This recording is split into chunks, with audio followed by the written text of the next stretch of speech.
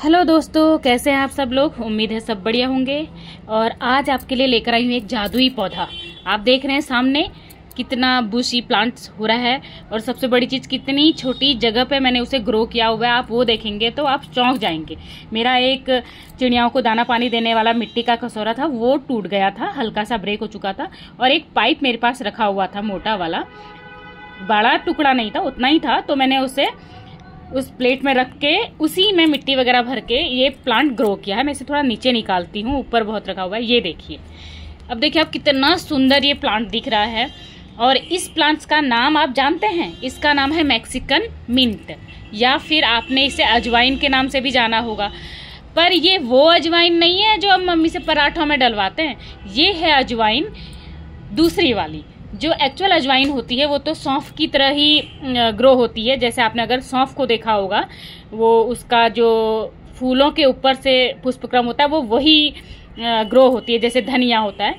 पर ये अजवाइन इसलिए कही जाती है क्योंकि इसके पत्तों से अजवाइन की सी स्मेल आती है, और एक रिफ्रेशिंग स्मेल होती है, थोड़ी थोड़ी मिंट की सी, अजवाइन की सी।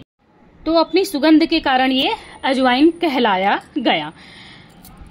इसको आप ना हाथों से इसकी पत्तियों को रब करोगे तो आपको थोड़ी स्पंजी स्पंजी सी लगेंगी। मोटी मोटी सी इसकी पत्तियां होती हैं, बहुत अच्छी सी स्मेल आती है। इवन आप इसके अगल बगल से भी कहीं पर खड़े हो, हाथ भी फिरा दोगे ना, आपको यूं लगेगा कि कितनी अच्छी स्मेल आ रही है। बिल्कुल तीखी सी स्मेल होती है, और आप रब करके आप खुद देख सकते हो।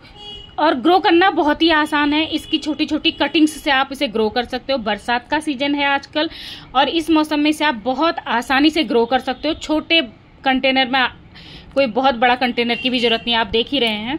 और छोटी छोटी कटिंग्स अभी आप ग्रो कर सकते हैं, और इजीली ये अभी लग जाएंगी। जैसे ये देखिए, ये मेरे इसी गमले से निकला हुआ है, तो मैं इसे अभी जाके किसी छोटे पॉट में अभी रिपोर्ट कर देती हूँ या उसे लगा देती हूँ।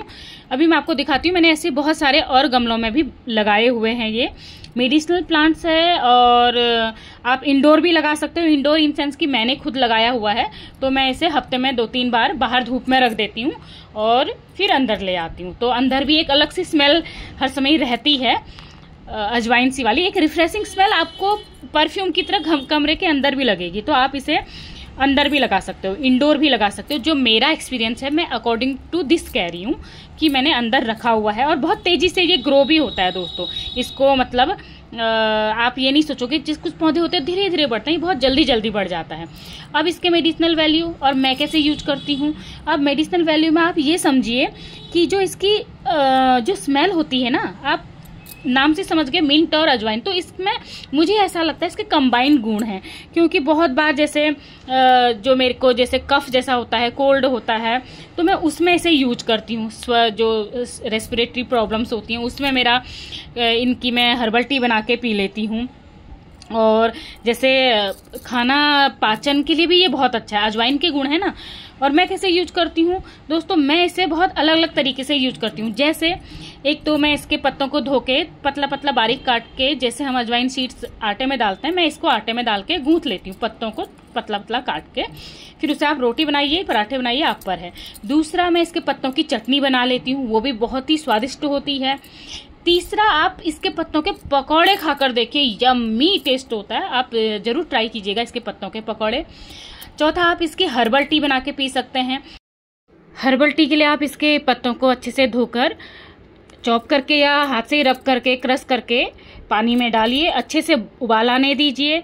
और उसके बाद आप उसमें नींबू, आपकी इच्छा है मिलाना चाहें न मिलाना चाहें, लेकिन पानी को हल्का गुनगुना होने पर ही आप इसमें शहद डालिए, और आप इसको हर्बल टी के रूप में पीजिए।